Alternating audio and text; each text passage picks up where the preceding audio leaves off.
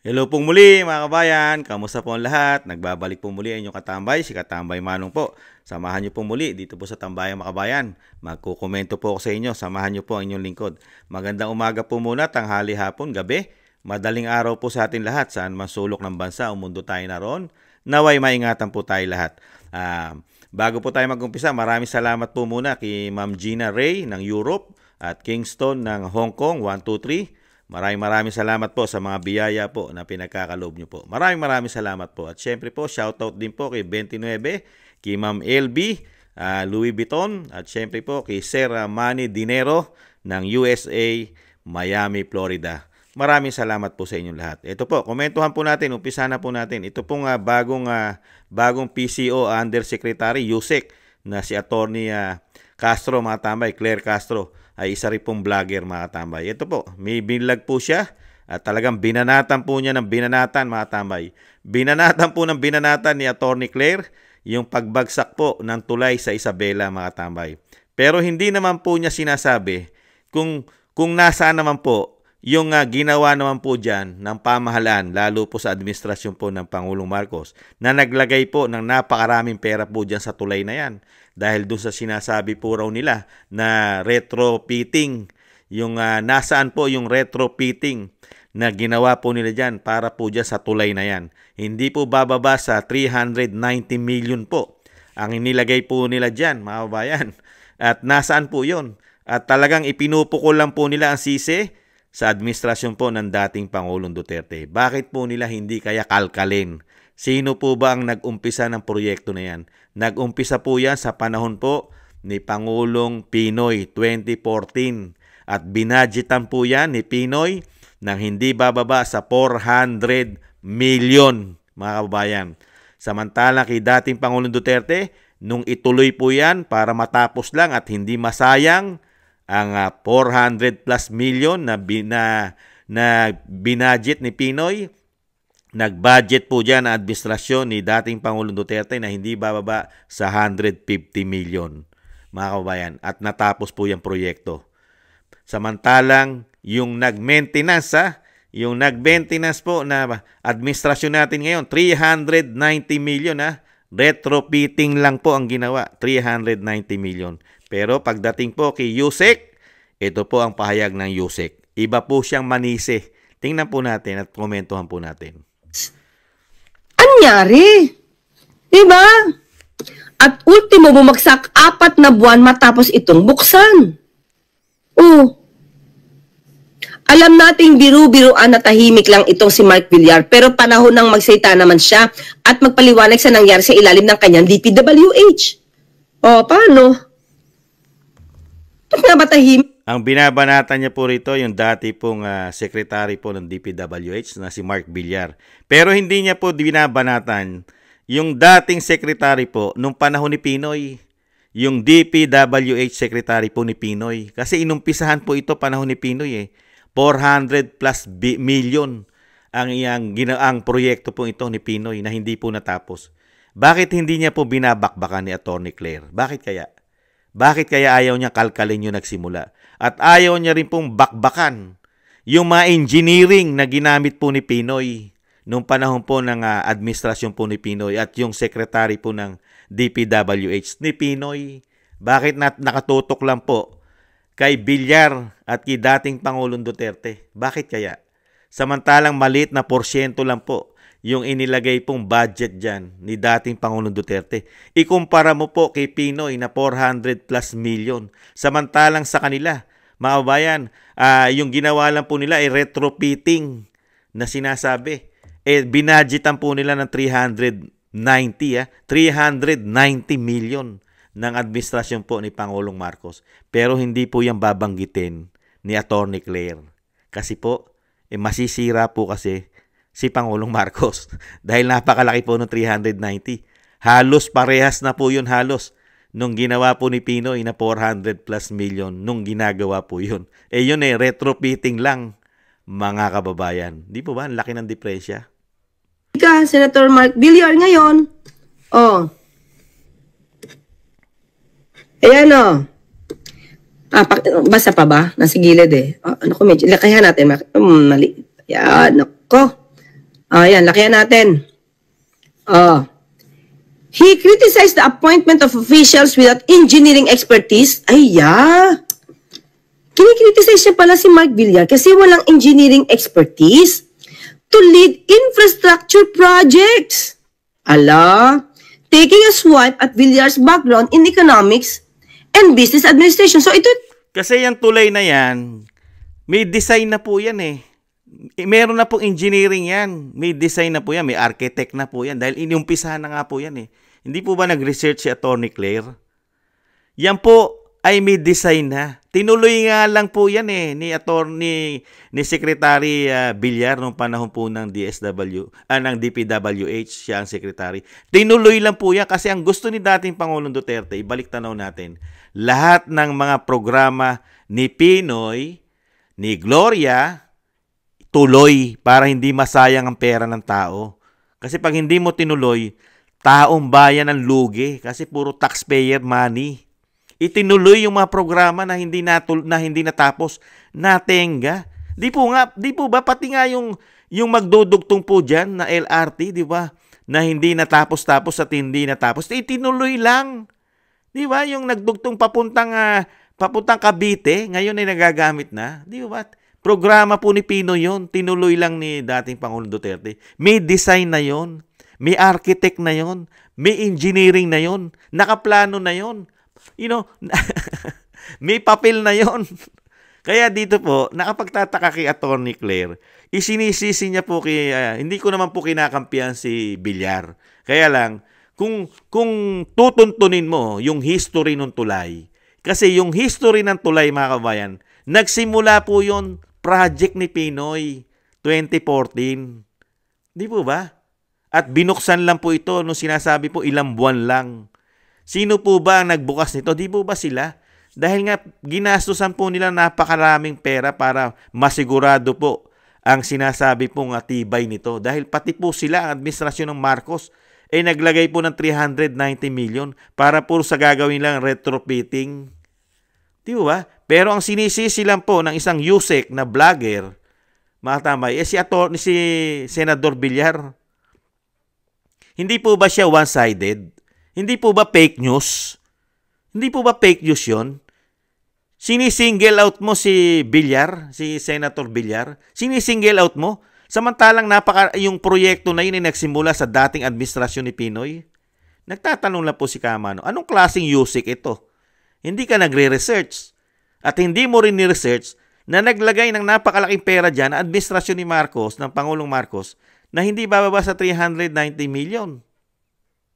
Tinapos ni Mark Villar, hindi engineering. Okay lang sana kung maraming alam eh. O, tingnan nyo ba mga tambay, pati yung profesyon ni Senador Villar, kinuwestiyon niya pa dahil hindi raw po engineer. Siya ba nag-design? Kahit ba siya hindi engineer, pwede naman siyang mag-hire ng magagaling na engineer sa ating bansa. Kahit hindi ka engineer. Di ba? Si Pangulong Marcos po ba? Bakit naging presidente? Abogado po ba siya? Di po ba hindi nga rin siya nakatapos? Undergraduate? Hindi siya nakatapos eh. Wala siyang profesyon. Pero minamalit mo si Senador Villar na meron siyang natapos, may degree siya, kaya lang hindi niya degree ang pagiging engineer. Buti pa nga si Mark Villar, tapos. Ating Pangulo, Commander-in-Chief, siya ang presidente ng bansa, hindi siya tapos ng pag-aaral. Di po ba? Pero minamalit mo isang Villar, pero hindi mo minamalit ang isang presidente na hindi nakatapos. Unbelievable ka naman, Yusek. Huwag ka masyadong, huwag ka masyadong mangutya. Huwag kayong mangungutya ng tao. Baka kayo ang balikan. Katulad niyan, kinukutya mo ang profesyon. Hindi nakatapos, hindi engineer. Pero hindi fit. Hindi siya fit doon sa pagiging DPWH secretary. Dahil nga puro pagawain ng gobyerno. Pero ang tanong nga natin, ang Pangulong Marcos ba ay fit? Fit ba siya biglang Pangulo ng ating bansa? Hindi nga rin siya nakatapos? Di po ba? Nagtatanong lang po. Sa engineering project, engineering skills. Buruin nyo, sabi niya, isang economics at masters in business administration ilalagay mo sa DPWH na gumagawa ng ating mga daanan? Why? Because his family is one of the biggest converters of lands to subdivisions. Aray ko naman. Oh, kayo daw yung biggest converters. Eh si Atty. Luke Espiritu nagsabi niya na, kino-convert nyo yung mga, maybe agriculture. Tinakita niyo po, lahat po ng nagme-message po sa kanya, binabasa niya po. Sinasang-ayunan niya. Pati po yung sinasabing Atty. Luke, yung Espiritu po yata yun. Sinasang-ayunan niya rin po. Alam naman po natin ang mga bilyar, talagang ang negosyo niyan ay puro housing at puro lupa. Mga kabayan, diyan po yumaman at naging bilyonaryo diyan. Di ba? Alam naman po natin yan. Kaya lang, yung issue po kasi ng tulay, wala, hindi po issue ng kanilang kabuhayan yan. At hindi po issue yan na kayamanan nila at kung ano sila. Issue po ng tulay yan, kung paano bumagsak at sino nagsimula niyan. At sino ang DPWH secretary niyan. At sino ang mga engineering niyan nung panahon na ginagawa yan ni Pinoy. At sino nag-design niyan, architect. Yun ang ukwalkalin mo, attorney. Yan ang umpisahan mo. I-research mo yung mga tao na yan. Kung tama ba at tama ba ang timpla ng semento niyan? Tama ba ang laki ng bakal na nilagay nila Pinoy dyan? Yung DPWH secretary at mga engineer? Tama ba? Dahil yan ay nakatayo na yan. Yang tulay kasing yan, nakatayo na po yan. Nung panahon po ni dating Pangulong Duterte, nakatayo na po yung tulay. Meron na pong mga poste yan. Di po ba? At yan po ay malaking porsyento na po ang nagagawa dyan nung panahon po ni Pinoy, mga kababayan. Pero siyempre, para lang po makapanira ang isang attorney na vlogger, na Yusek, talagang magbibintang na po na magbibintang. Pero hindi naman niya po sinasabi yung mga nagpondo dyan. Hintayin po natin kung sasabihin niya po yung pera kung gaano kalaki ang pinondo ng bawat pangulo na nga mga pangulo na nagbigay na po ng pondo dyan. Tingnan natin kung sasabihin niya. Lang pinapasabi nito. Into subdivisions. Tama ba yon? Kung hindi ba naman ito pambubudol, ay ano pa ito? O, teka lang. Attorney Luke Espiritu. Panahon to ni dating Pangulong Duterte. Espiritu urged Villar to break his silence, explain the bridges. Nakita niyo po, sinasang-ayunan niya po yung sinasabi ni Espiritu. Sinasang-ayunan niya. Samantalang Yusek siya. Pwede niya po itama yon. Dahil taong gobyerno ka na, hindi ka na vlogger. Dapat itinatama mo yung history nun. Di ba? Kasi nagiging fake news. Fake news po kasi Sinisingle out mo lang para po ma-criticize mo si dating Pangulong Duterte. Dadalin mo lang sa single out. Sinisingle out mo lang na parang siya po ang nagsimula at nagtapos ng proyekto na yon. Samantarang napakarami involved na Pangulo. Unang-una na si Pinoy.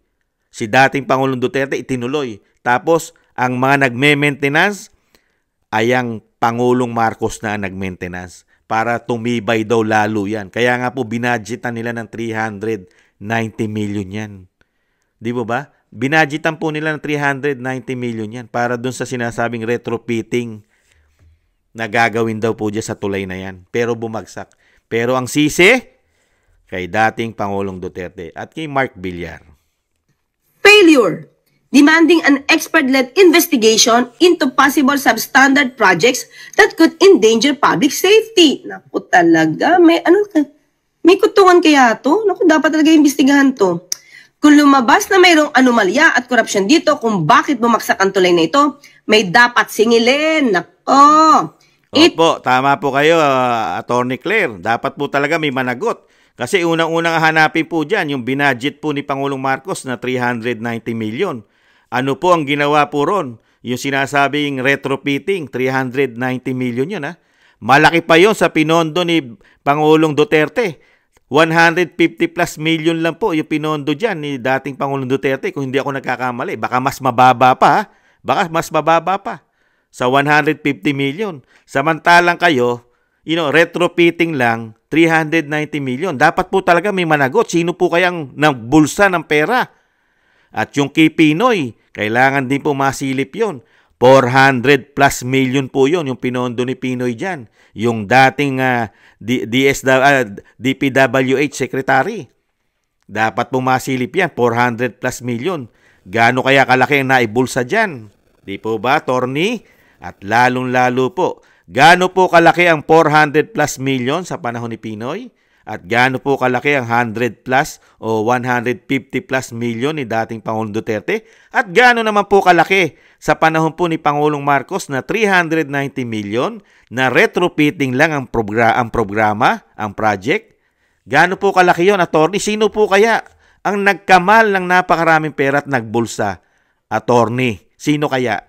Hindi nyo po ba babanggitin sa mga followers nyo yung history niyan, yung history na nagpagawa niyan, at history ng pera kung gaano kalaki ang pera na naglagay ng mga pangulo dyan? Hindi nyo po ba babanggitin, Torny, nang hindi po kayo masabihan na fake news ang inyong ibinabalita po yata? 30 million pesos for a substandard bridge is no joke. Senator Villar, salita ka na. Ha? Hindi kaya magsasalita rin dyan ang Pangulong Marcos? Hindi kaya magsasalita ang Pangulong Marcos, Attorney, doon sa 390 million na retrofitting? Attorney, hindi po magsasalita. At hindi po ba natin pagsasalitain yung dating yung DPWH Secretary ni Pinoy? Hindi nyo po ba pagsasalitain niya, Attorney? Bakit po ba? Kakampi nyo po ba? Kasangga nyo po ba? Pagkakasangga, hindi dapat pag-usapan, dapat ilihim, hindi sasabihin sa publiko, pero pagkakalaban, lagi po natin bibirahin, titirahin po natin ang titirahin ng kalaban natin. Ganun po ba, Torny? Pagkakakampi, itatago ang sikreto. Ganun po ba? Kaya lang, hindi naman po tanga ang mga Pilipino. Hindi naman po bobo ang mga Pilipino ngayon. May social media na, mga bayan. Hindi naman po tayo mapapaniwala ni Attorney. Huwag naman ipahid sa kasalukuyang administrasyon. Okay? Yan. Huwag daw po ipahid. Nagtatanong nga ang mga Pilipino, Attorney. Nagtatanong po ang mga Pilipino. Paano po ginawa? Ano po ang mga proyekto ng 390 million ni Pinoy? Ni Pangulong Marcos. Panahon niya po yan. Nilagyan po ng pondo yan. 390 million. Yung retrofitting. Anong klaseng retrofitting po ang ginawa ron sa 390 million, Torny? Huwag nyo pong ipahid. Ipinapahid nyo kasi lahat kay dating Pangulong Duterte. Pati yung inumpisahan ni Pinoy na 400 plus million, ipinapahid nyo na rin ang sisi kay dating Pangulong Duterte at kay Senador Villar. Hindi po ba bias yan? Saan po napunta yung 390 million? Saan po napunta yung 400 plus million ni Pinoy?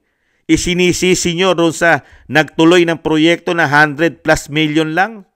100 plus million lang natapos. Hindi nyo sinisisi at inuungkat yung mga taong nagsimula katulad nung panahon ni Pinoy at yung nagpatibay nung tulay dahil ginastusan ng 390 million sa retrofitting. Wala po kayong binabanggit yan, Torny. Nakakahiya po. Nakakahiya. PCO secretary pa naman kayo, undersecretary, mga kabayan. Pero mukhang may pinagtatakpan po yata kayo, Attorney. Mukhang may pinagtatakpan po yata kayong issue. Ayaw nyo yata kalkalin at ihayag at ipahayag sa publiko kung gaano kalaki ang mga pera na nilagay ng mga administrasyon dyan. Administrasyon ni Pinoy, administrasyon ni Pangulong Duterte, at administrasyon ni Pangulong Marcos Jr. Ayaw nyo banggitin ang numero ng pera. Ang binabanggit nyo lang, puro paninira po na dinadala nyo pa doon sa sinasabing binabasa nyo po. Kasama pa yata ang isang look espiritu yata, mga tambay. Attorney, alam naman po natin na grupo yata yan ng CPP and PNDF, yung mga yan. Ang tanong ko rin po, mga kabayan, si Attorney Claire po ba ay simpati rin po o nagsisimpatsya rin po yata siya? Di kaya? Sa grupo ng CPP and PNDF? Mga kabayan, kaano-ano niya kaya, mga tambay, si Franz Castro? Nagtatanong lang po. Dahil puro ang kanya pong kinukuhanan ng mga information, yata ay puro sumusuporta po yata sa CPP and PNDF. Nagtatanong lang po si Kamanong. Hindi naman po masamang magtanong. Attorney, di ba? Pilipino, malayang Pilipinos, malayang Pilipinas, demokrasyang bansa. Pwedeng magtanong si Juan de la Cruz. Huwag lang kikitilin sa panahon ng bagong Pilipinas. Yun lang po, mga tambay. Di ba? Bago po tayo magtapos, maraming salamat po muli kay Ma'am Gina Ray ng Europe, Kingston 123 ng Hong Kong.